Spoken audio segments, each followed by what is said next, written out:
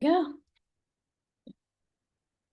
All right. So once again, welcome everybody to today's session. I know it's been about a few months since we've last done it. December had the holidays. January, I was sick, coughing like crazy. So that brings us to February. Now, our main topic for this month is course selection because majority, if not all of the high school students, at least in the state of Connecticut, are going through the course selection process. So it's important that the classes that they choose for next year are well thought out so that they're not just random easy classes or okay classes because it's senior year or and we don't have to do as much, or the classes are extra rigorous because we're going into junior year. Basically, we want to make sure that there's a nice blend that works best for your teen and looks good for your college applications. So, with that said, why does it matter that we pick the right classes? First up, there is a lot of confusion around this process because we always hear things, or we're just not getting enough guidance around this whole process. So we're going to clear up some of that confusion as to, do we take all hard classes? Do we throw in a few easy classes? What's APs? What's International Baccalaureate Program? How many honors should we have? All of this. There's so many options. So it's easy for it to all just get jumbled up. Then, of course, the one thing that exists, not even just in course selection, but in the entire college applications process, is the fear of missing something. There are so many different components, and in our goal to get things just perfectly lined up so that our teen has their best shot at this college applications and admissions game, we are always scared that we're going to miss something on the checklist or we forgot to even put something on the checklist. Whereas someone else who might know better, might have heard better, is going to catch on and they'll have that opportunity that we won't. So that's a very, very common, almost emotional platform that most of us tend to operate off of. And finally, there's mixed messaging from everywhere, whether that's blog posts, whether that's ChatGPT versus Gemini, whether that's just friend circles, schools, etc. So let's just get a few things clear. And that way I'll define a lot of terms for you. And I'll even give you ideas as to what could work, what couldn't work. But ultimately, the decision and the strategy you want to go into is completely up to you. So today we're going to cover how colleges evaluate course rigor, when advanced classes help, and then when they can quietly just hurt your transcripts and grades, because we all go in thinking, I'm going to take those 4 AP classes and 5 AP classes or 3 AP classes, and I had none the year before, and we're jumping right in. But there's a limit as to when that's good for you and when it's not good for you. So we'll talk about that little distinction. Then how to think about college credit strategically. So we do want to save money for college because college is expensive. It's insanely expensive. And getting college credits early on at a fraction of the cost or even for free in high school means that we save hundreds, if not thousands of dollars when we're in college. So it is absolutely worth getting college credits, but it also helps to think about it because not every class you take, even though it could count for college credit from this AP or dual enrollment, just high school perspective, doesn't actually mean that the university is going to accept that credit. Okay. So there's a little bit of a misalignment there, which then leads us to the fourth point, which is how to choose courses that align with who your teen is, their interests, their strengths, their weaknesses, their curiosities, they all matter. And if possible, we want to shove them into their curriculum. As I said, if you have any questions, then please feel free to post in the chat or unmute yourself whenever I ask. So if you're posting in the chat, feel free to do it at any time. If you'd like to unmute yourself, then just please wait until I ask for questions. And that way I've reached a good stopping point and it doesn't interrupt my flow. All right. So with that said, what do colleges look for? Well, first up, colleges look for what is available at your high school. So every single high school has different opportunities available. And there is no national standard, except for the fact that we do have to have math classes and science classes and history classes and the social sciences and so on. So outside of the core curriculum that needs to exist, there's no real uniformity across the nation as to what tiers of difficulty have to be available for the teenagers at a particular high school. Meaning some high schools may have the same course in an AP level, some might have it in a dual enrollment, early college credit level. And some may just have it at a standard level for this class, but then there's these other classes that we offer APs for. So it could be staggered, which means a university is never going to be able to look at just your transcripts and say, oh, well, they didn't try hard enough. They could have taken harder classes. They could have tried this other elective class, etc. They can't say that unless they know what is actually available at your specific high school. And this, I guess the question comes up is, how do the universities know what's available at my high school when there are thousands of high schools across the entire country? These universities are getting thousands of applications. How in the world are they going to know that the school down the road doesn't let anyone in 10th grade, 9th and 10th grade take APs, but then my high school 20 minutes away, we're allowed to take APs starting in 9th grade. So by default, I have more APs by the time I graduate than the students at the high school down the street. Okay, and that is a real situation. In fact, where I live, there's 3 high schools in the area, which 3 different towns, but they all have different policies as to who can take AP classes and who can't. So same demographic, we're talking same financial demographics, roughly similar ethnicity, ethnic background demographic, which also means that extracurriculars overlap because we're in the same area. Some of the same sports are going to be prominent, some of the same school clubs and such, they're all going to exist, right? So the main differentiating factor outside of your extracurriculars and how deeply you went into them in your essays will also be the classes that you took. So what is available at your high school? Well, let me actually show you this. So we're going to look at something called the school profile. And the school profile helps.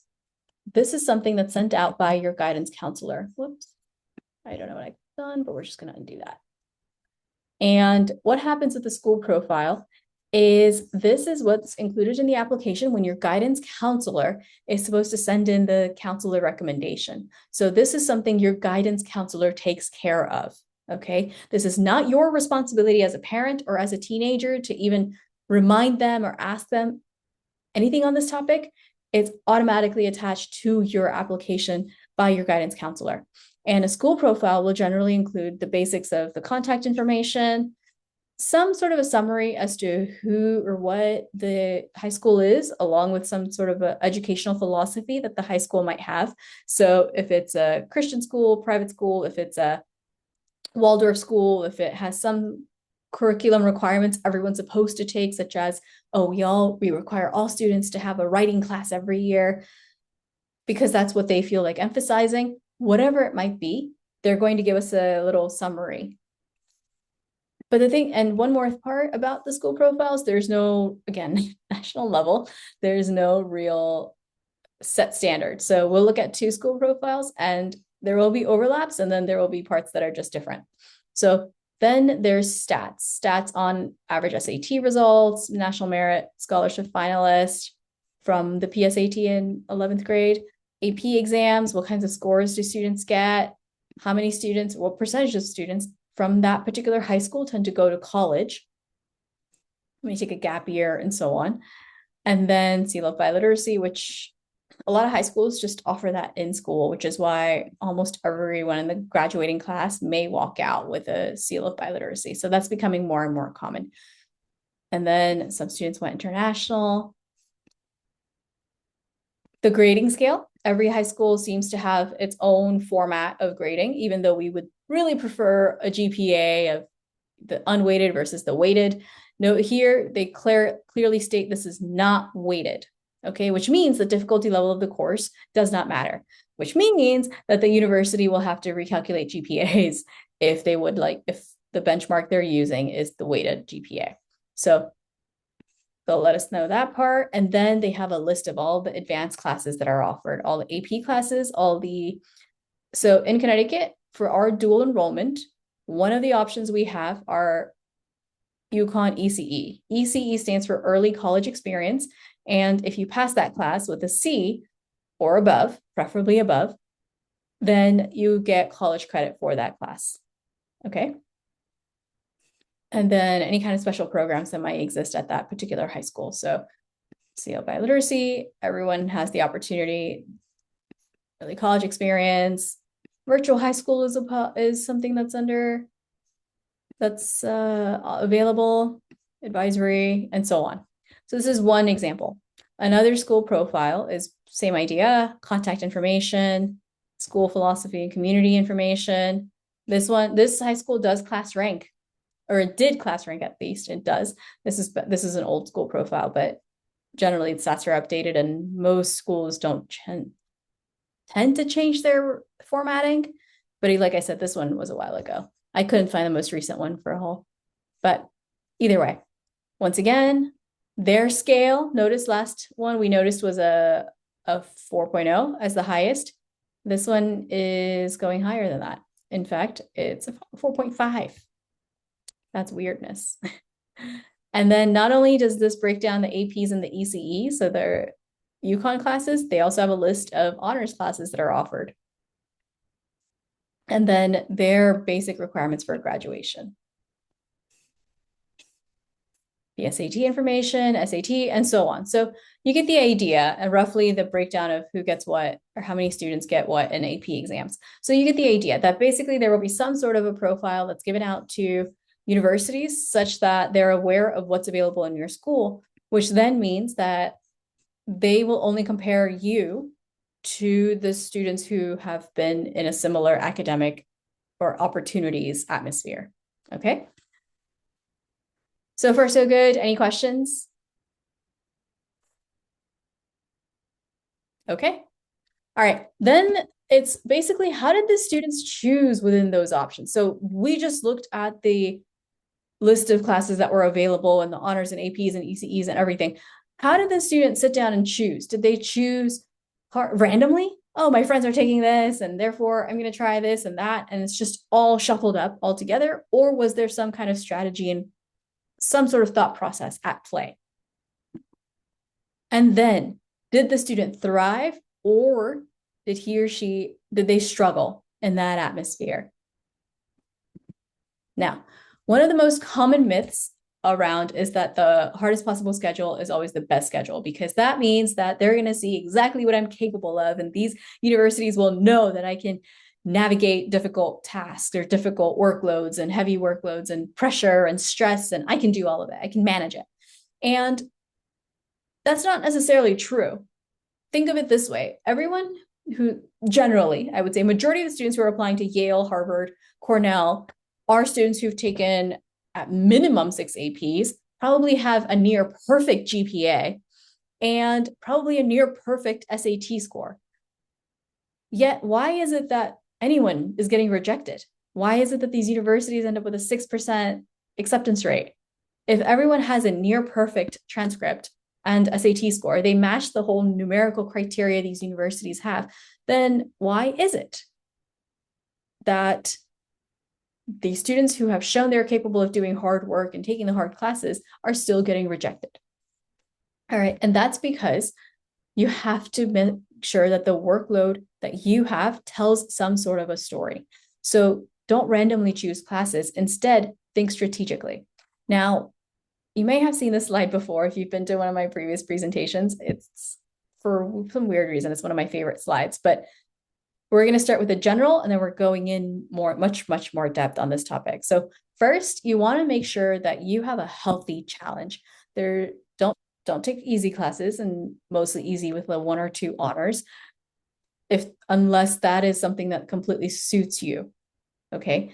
If that is what feels challenging to you. But if you're doing it because you just want to coast in school, you want school to be very easy, then you're not playing to your full potential. On the flip side, don't simply take hard classes and then lose sleep, get bad grades, ultimately end up damaging your health and your GPA in this whole quest of showing universities that you can do a hard workload.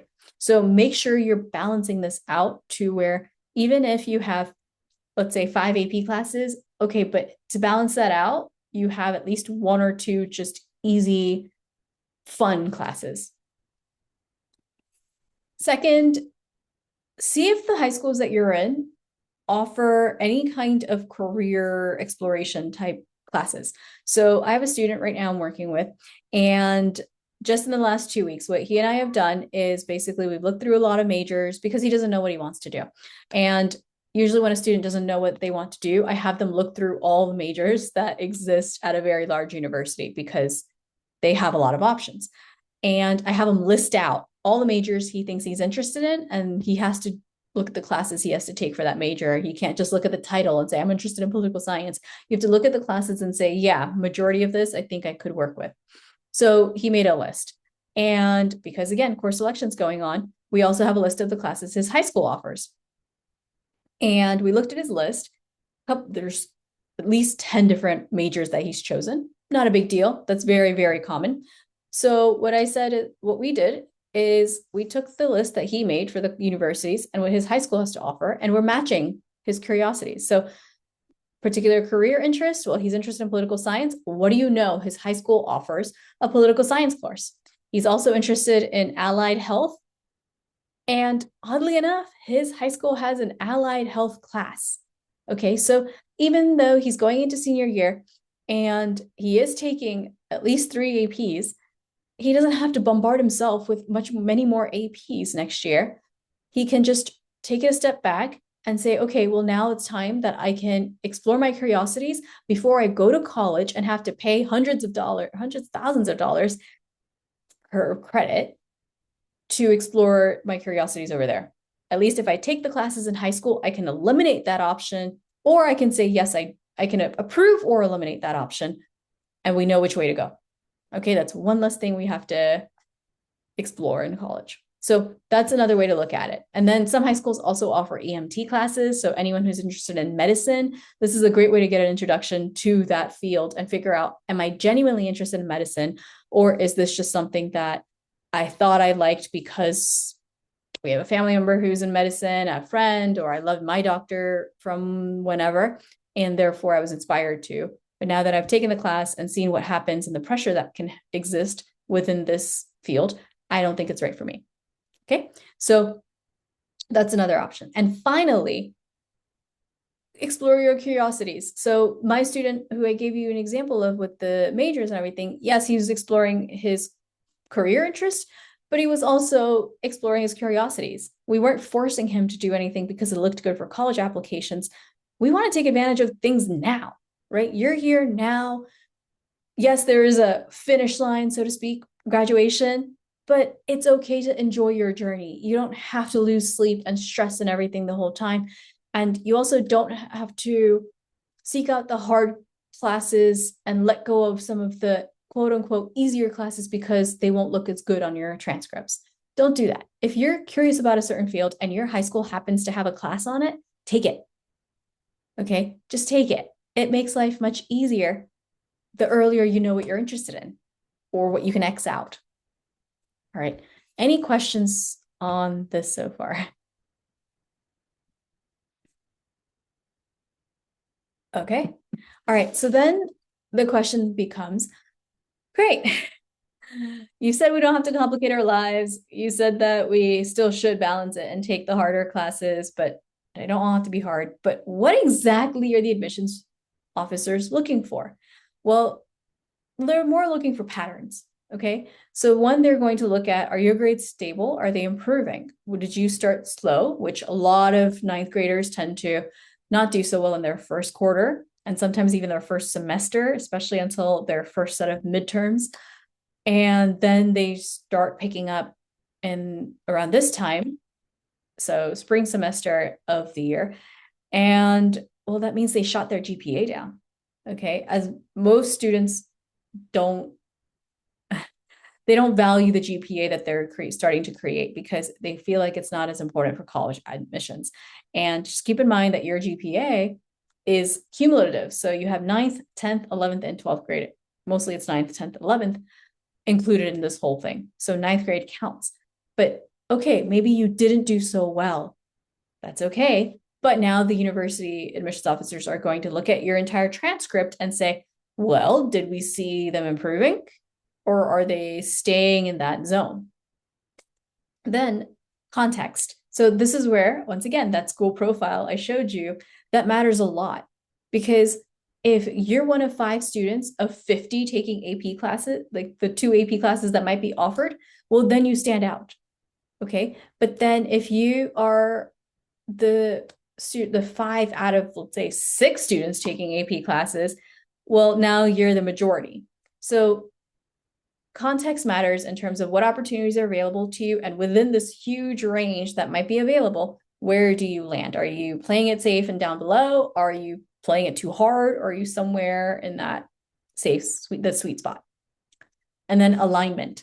Do the classes that you take. So this is where the strategy comes in, because as I said, the students who are applying to Duke, to Harvard, to Yale, they all have near perfect numbers.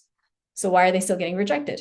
Well, that's because of the story that their entire application tells. That is the name of this game. It's the story that you put together. It's the one that you craft, pulling together your grades, your extracurriculars, the college essay. And now you say, this is the person, and these are my curiosities, and these are my interests, and this is my quirkiness. Okay, this is my vibe. But to create that full picture, one component is your academics. So alignment within your academics. Like I said, explore your curiosities, explore career interests, play to your strengths when it comes to APs and or dual enrollment. And don't just randomly pick classes because your best friend's going to be in there if that's not the class that you care about and want. Okay. And finally, what story does this transcript quietly tell? So let me give you a couple of examples of what your transcript might be saying. First, I want to make sure, is everyone familiar with what a transcript looks like? Has everyone seen transcripts before? Yeah, I see a thumbs up in the chat. Okay. So for everyone who's not familiar, I'm going to show you a sample. Keep in mind, this is not something that the one that your high school has to use, but ultimately it's just a breakdown. So this is a very old from Google, but same idea.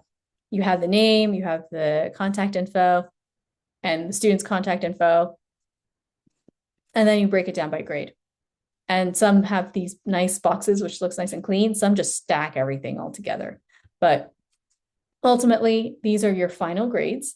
Some, depending on your high school, if they have a funky system like a trimester system or a semester system where you can switch classes in between because you're only doing 3 classes every semester or something, then that might look a little different. But ultimately, most transcripts are going to look like this. If it's a full year course, it's a 1. If it's a semester long course, it's a 0.5. And then your grades. And then somewhere in there, you'll have a GPA calculated, whether it's this cumulative GPA, which means, I don't know, weighted, unweighted. Most likely it's unweighted. And then you have the GPA for just that particular year. Okay. And that's about it. So usually it's just a 1-page document, your entire academic record or your teen's entire academic record. Okay. So with that said, now universities are looking at, does this student knows their strengths and leans into them? So if you're a very strong science student, then maybe that's the category you take an AP in. Okay. But if you're not a strong math student, then it's okay if you have a standard or a honors math class instead. So think about what it is that you're good at and then bump those up. Whether it's a math, a science, and English. If you're great at English, then again, maybe that's the AP that you consider taking, or the ECE class dual enrollment that you consider taking.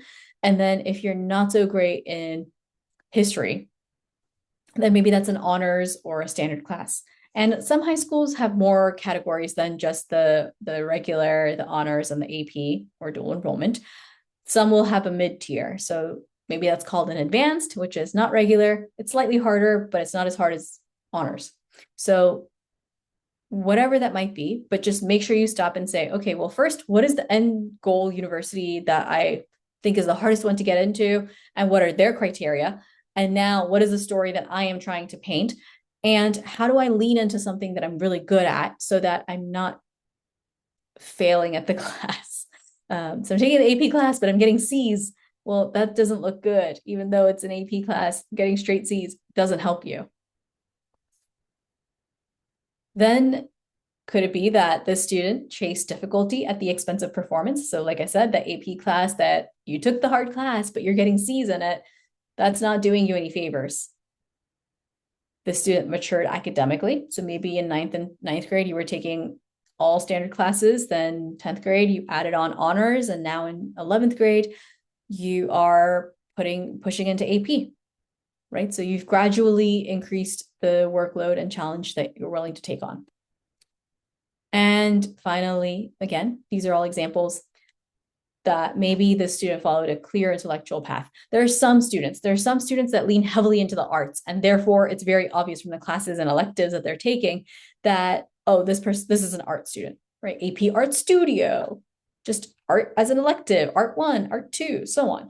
Or maybe the student is very STEM, and therefore we see that, okay, all the hard classes tend to be the science and math-based classes. So ever since ninth grade, they've been in honors, and then they were in AP, and then maybe they went further and took an ECE class as well. Just they followed the STEM path and went ahead and took the hard classes only in STEM. But then in English, they're taking the honors classes, but not the APs. Okay, so they capped out there on the English. Any questions? Yeah, okay. All right. Okay, so now let's define a few terms, because I threw around the words like APs and honors and IB and dual enrollment and so on. So let's actually break this down. APs are advanced placement classes, and advanced placement classes ultimately run for an entire year. Majority of them, there are some semester long ones like AP macro and microeconomics, but they generally run the entire school year. And then in May, you have a national level exam. If you pass this exam with a 3 out of 5, that's basic passing. You may get college credit for it, you may not. Okay. Ultimately, if you are taking APs, you want to aim for a 4 or a 5. So out of the scale of 5, with 3 being passing, you want the 4 or the 5. Okay. Now, there are some easy APs and there are some hard APs. And teenagers, if you're on this call, if you think an AP is easy and therefore you're just going to easily get the credit, you're going to take an easy AP and it's going to look great on your transcript and check AP complete. Well, keep in mind that if you know that the AP is easy, so do the admissions officers. Okay, certain APs just have a reputation for being easy, like AP Environmental Science, AP Human Geo. I can't think of other ones right now, but some are easy and then others are hard, like AP Bio.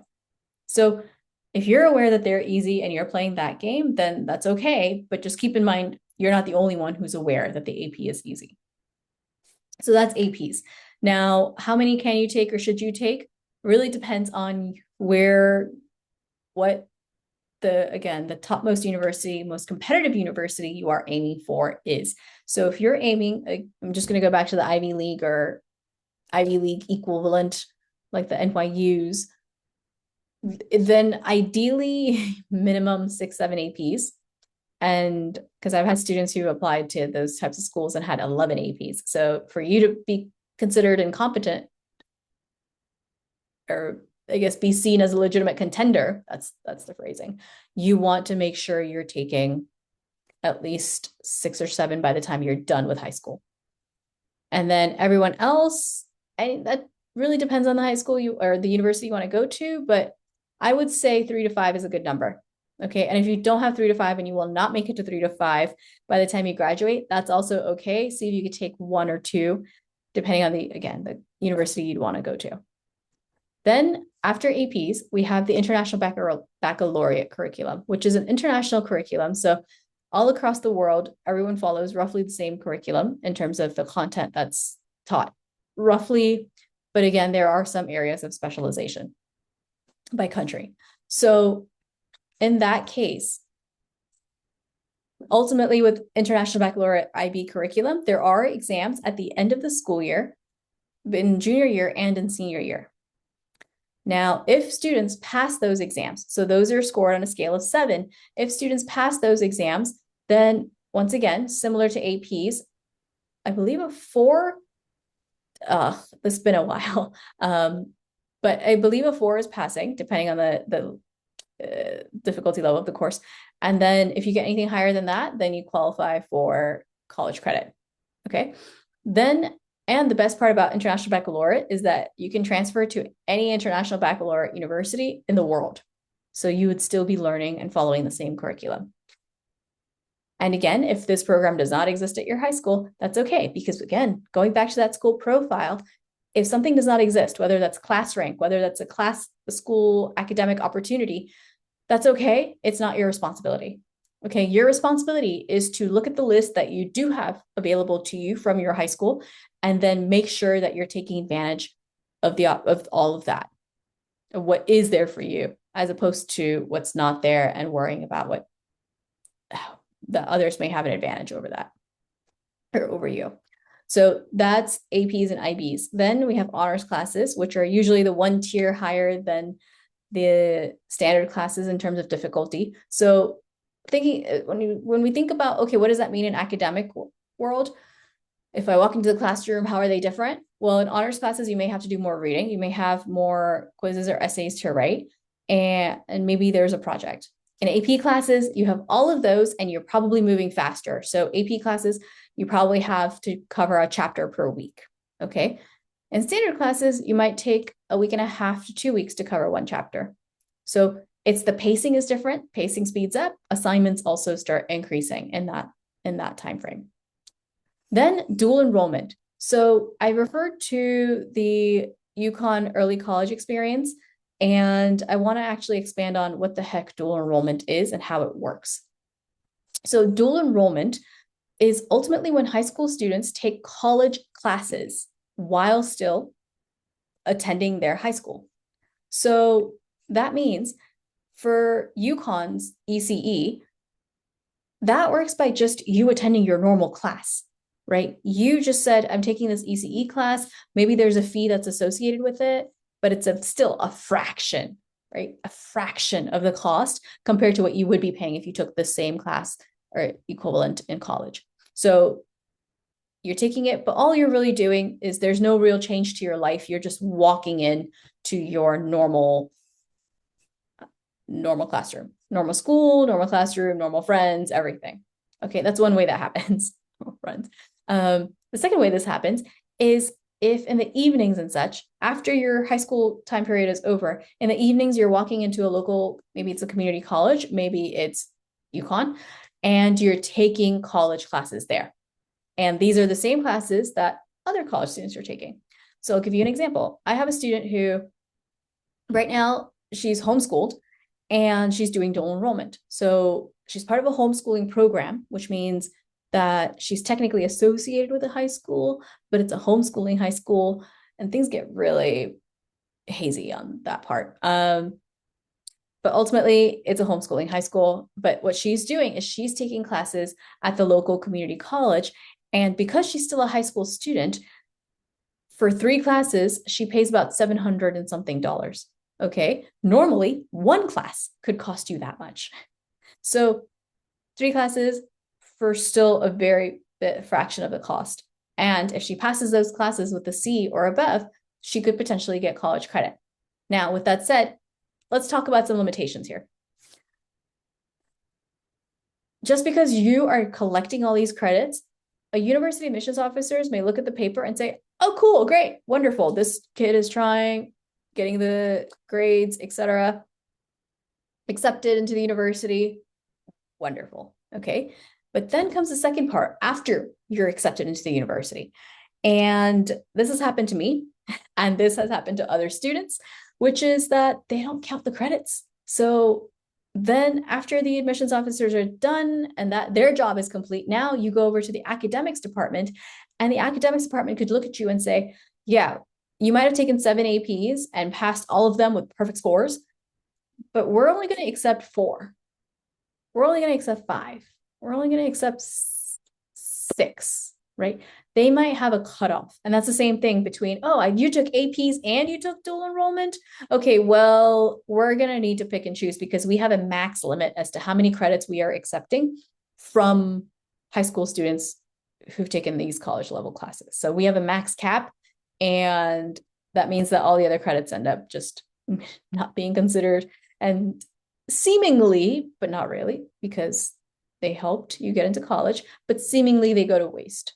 All right. The other thing you also want to factor in are the classes that you're taking that are in the dual enrollment and the AP category. Because if you're taking, let's say, art, AP art studio, or dual enrollment, you're taking art at the local the local university, well, that might not count for college credit. Okay. That may just be, oh, cool, you did it. You proved that you are capable, but you haven't, but we don't even have that requirement for you to fulfill. So that's not going to go anywhere. Okay. So I have a couple questions in the chat that I'm going to take a moment to answer, and then we'll circle back to this. So if you have any questions, then feel free to post them in the chat, or once I'm done answering these questions, you can unmute yourself and ask. Okay. So the first question I have in the chat is, if I choose to take an honors English rather than an AP because the course curriculum was more interesting and the reading list was preferable, would that be a bad choice? Ooh, you know what? I'm gonna ask you one question, which is how many, or a couple of questions, because I need more context to this. How many, and you can feel free to unmute yourself if that's faster than typing.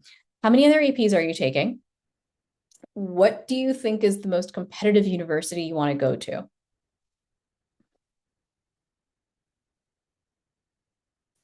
So I'm going to give you a moment if you want to type that up. But what is the most competitive university you want to go to? And how many APs are you already taking or planning to take? Basically, by the time you graduate, how many APs would you have taken?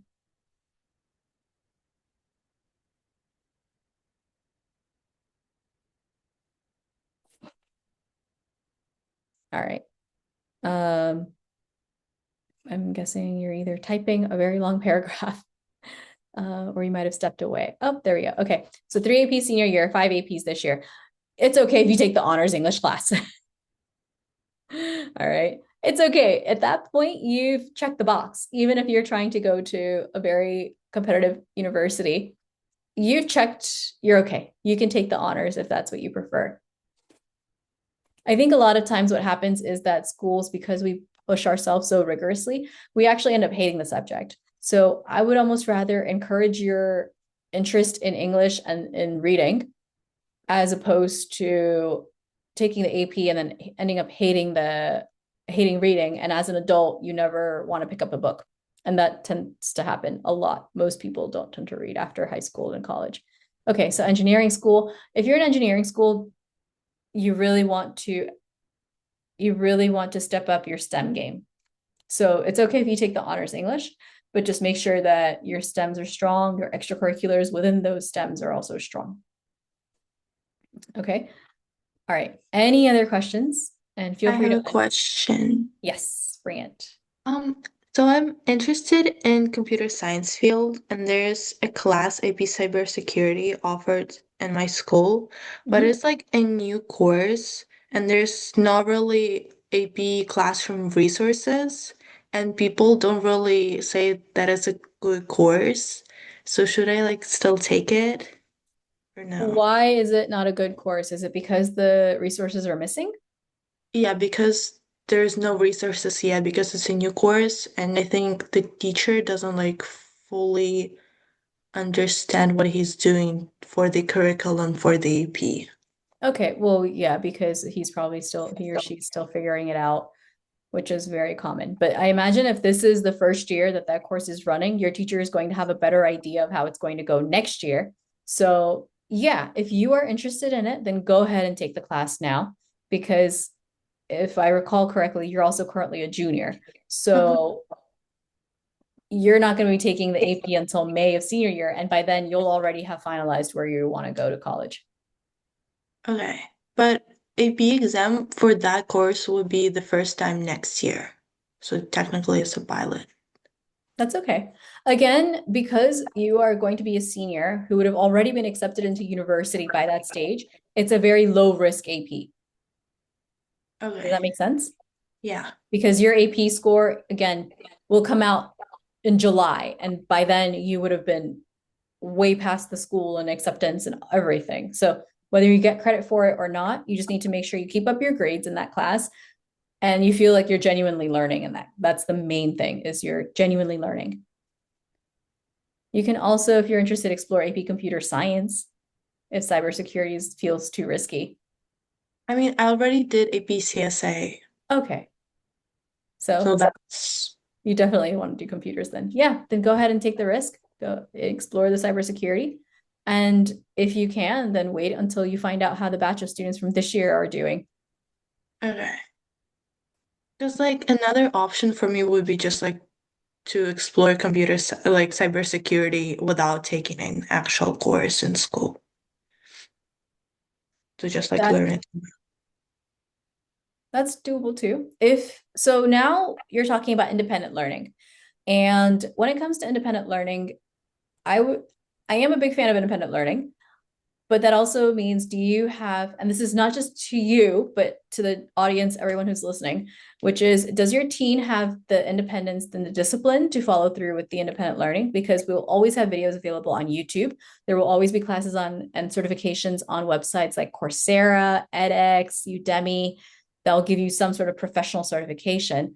But the questions you have to ask are, is your teen likely to follow through, is register themselves, teach themselves and complete the homework and projects, and then follow through and take the final exams. So if you think you're good to go on that, then yeah, go ahead and take then think of other options you can take in school that are not AB cybersecurity, and then teach yourself cybersecurity on your own.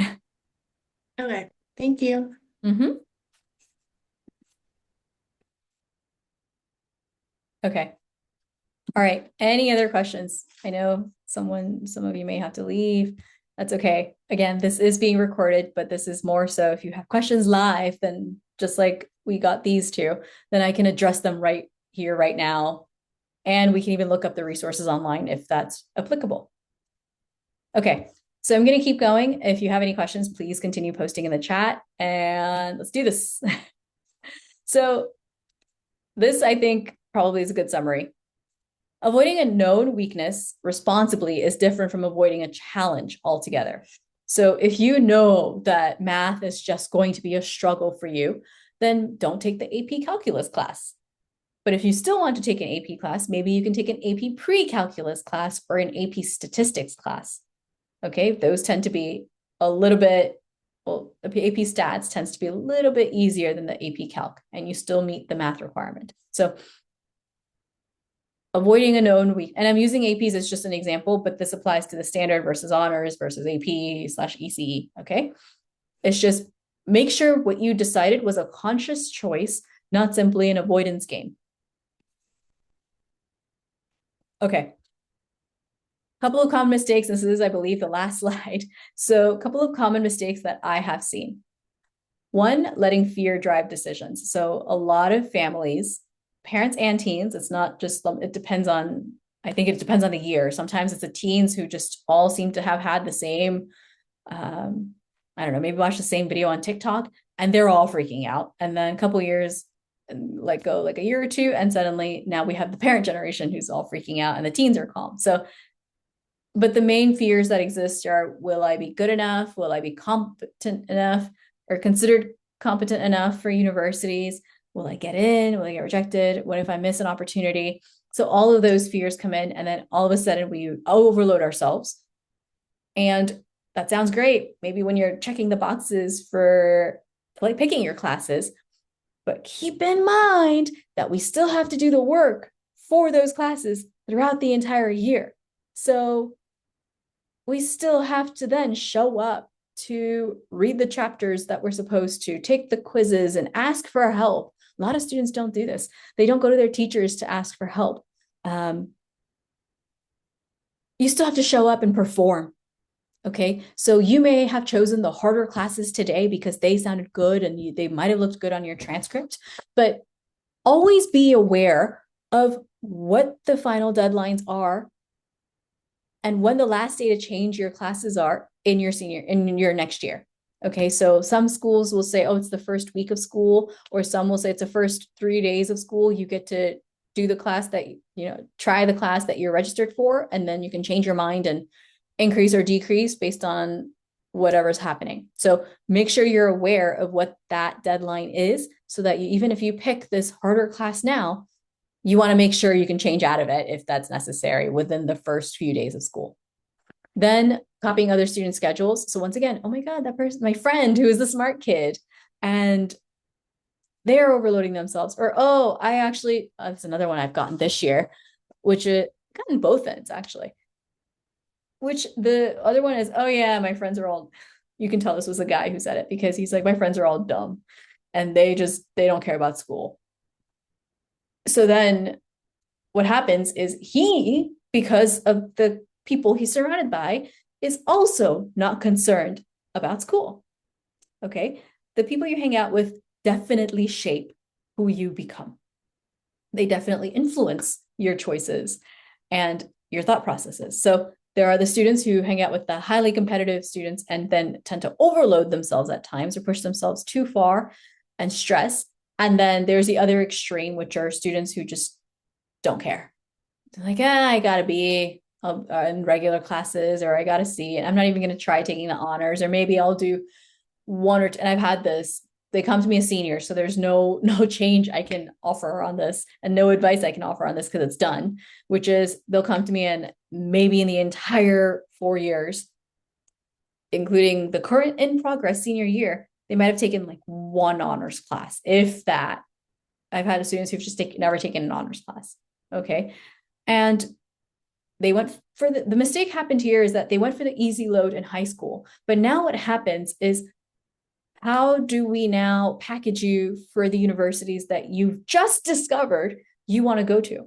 Because in ninth grade, you're not going to know. Most students don't know the universities they want to go to. Yes, you have the rare teen who's like, I'm going to apply to Johns Hopkins, and that is my life. But then you also have the student, most of us don't know. We haven't thought about college when we were in ninth grade and 10th grade. And 11th grade is when we start figuring it out. Well, if you start figuring it out when you've already shot yourself in the foot, then by default, you started this race with a handicap of some kind, right? You've already started this race behind. So at least make sure that while you are making those college choices and you're making these SAT score, like the practice exams and everything that you're working on, that you're not damaging yourself and limiting yourself academically, such that when you decide that I want to apply to, let's say, Northeastern, that everything in your academics says something completely different. And I'm thinking of a very specific student when that has happened. Okay. So it's not about playing it easy, playing it hard, not even in this haziness. Or let's put it this way. It's about making sure you leave all your options open. If you think this is the direction you want to go in, if you think this competitive university is where you want to go, great. If you think this is the state university or this liberal arts university that you want to go, great. Look at what their standards are, what they are expecting of candidates, and then play that game. Okay, so look at your end goal and then reverse engineer. Don't copy anyone's schedules. Don't let the fear drive you. Don't overload yourself or underload yourself. So ignore workload balance. Don't chase any APs or any classes without any sort of purpose. So notice that the questions that the students asked even today, they were based off that curiosity of, I'm curious about the cybersecurity, I'm curious about the English, and so on. That's good. Okay, you don't get these chances. I mean, you can have this chance again if you're willing to self-teach yourself via YouTube, but if you try to take the same class in college, you are paying at minimum $700 to $1,500 per class. So be wise and conscious of the decisions you're making. Then, of course, not understanding how the school profile works. Honestly, in this case, understanding is simply just not comparing yourself to the family friend or the friend who goes to another high school and they've done da da da da da da, and I look like I'm behind, or haha, I'm ahead of them and they're behind. You cannot compare yourself to other students at other high schools because everything works differently. Okay. And then the one I see quite often, and it's no one's fault, but it is a societal expectation that we have, which is that the counselors will catch everything. Now, maybe you're aware of this and maybe you're not. So let's throw some numbers out there because this is something a counselor told me. Even if you're in a great high school, in a great public high school and even some private high schools, the counselor to student ratio is about 75 to 1 minimum. That is a great high school.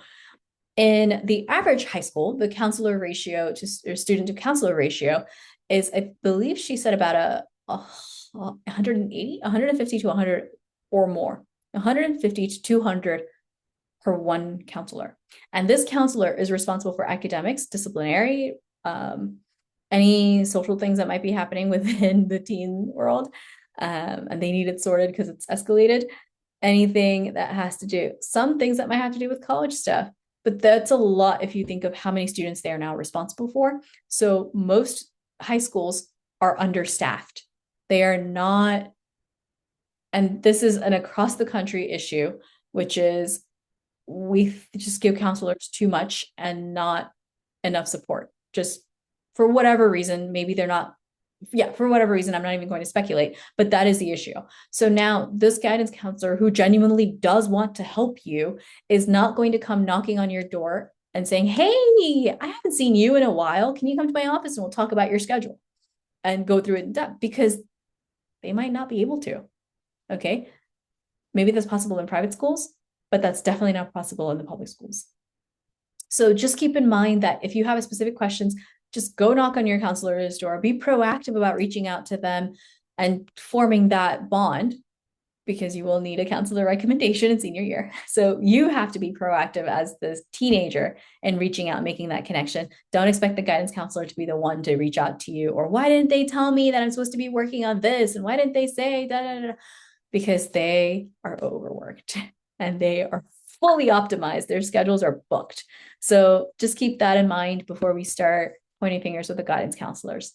All right. So with all of that said, so far, I mean, not so far in this complete talk, we have spent the hour covering a wide variety of topics, including the different types of classes and difficulty levels that exist, how universities see your transcripts. We looked at a sample transcript. We looked at sample school profiles from real high schools. One is very recent, the one that's going to be used this year, and one is way back. But we looked at them. So do we have any questions now that we have seen everything? And is there any topic that you'd like me to go back to? I was wondering like how many credits should seniors take? Because now it's like social studies is not required, and then um like a lot of classes are not required to take for the credit to fill the credits. So how much should we take? Okay, so first, because every high school is different, I need a little more information about your specific high school. How many classes do you guys have total? We have total 8, and then minimum we should take 5. Okay. And how many AP classes are you taking? And are they in core subjects? Because AP classes in core subjects count more than AP classes in the elective space. For next year, I'm Mhm. only taking AP Physics C, but I'm Mhm. also taking honors multivariable calculus, and it's not Okay. offered in AP. Okay. And then all your other classes are standard? Um, I might take English EC, Okay. and then I'm not taking social studies, but I'm taking AP psychology now, but like I don't know if that Okay. counts. So do you have, basically the way I would think of this is, how much time do you need to get work done? How much time do you need to get reading and homework done? Because if your school requires or gives you space for 8 classes, I would play it to one, my curiosities. So if there are classes that you're just curious about, maybe they help you figure out a career. Maybe it's just the jewelry or pottery class, jewelry design or pottery class. Go ahead and take it. Okay. And I would leave at least one free period in which you catch up on homework and such. Okay. But So, we also might have block schedule, so it uh, would be like every other day. So if I should I like leave 2 classes open, so it would be like once a day? so let me put it to you this way. It, because you've already done a lot of APs, because you've already done a lot of highly just difficult classes, just a challenging workload overall, it's okay if you leave yourself 2 free classes. But if you find that you'd rather have a class that helps you explore your curiosities, just like my student who wanted to see political science and he also wants to do allied health, see what else you can do. I've had students take childhood, what is it, adolescent behavior, or is it child development, right? Because they wanted to work with children or they think they do. Find something that can play to your interest, but yeah, it's okay if you take 2 free classes, just 2 free periods to do your homework. Okay. Thank you. Mm-hmm. Anyone else with any other questions?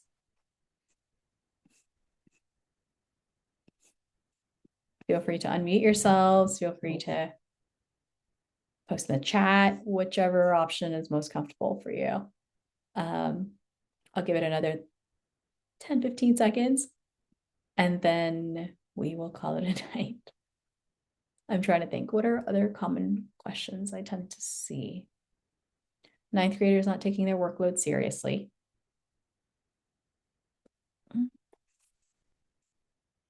Okay, so question in the chat is basically, where can we find the recording? So if you, the information for this particular call only went out to everyone in my email list. So if you're already in my email list, the moment we end this call and Zoom goes ahead and processes the recording, I'm going to upload it into YouTube, and that might take an hour. And I'll say by tomorrow, if not by, oh no, maybe not tomorrow because a dentist appointment, but by the 19th, so Thursday, not 19th, wow, by Thursday, I forgot what day of the week this is, by Thursday, so today's Tuesday, then basically in 1 to 2 days, I will have it to you via email.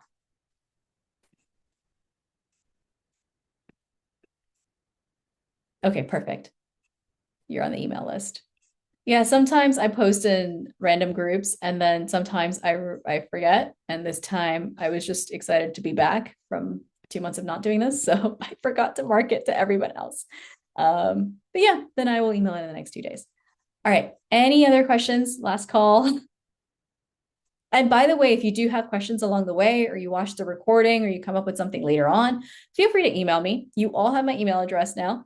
So if you hit reply, then automatically every email comes to me and I do respond.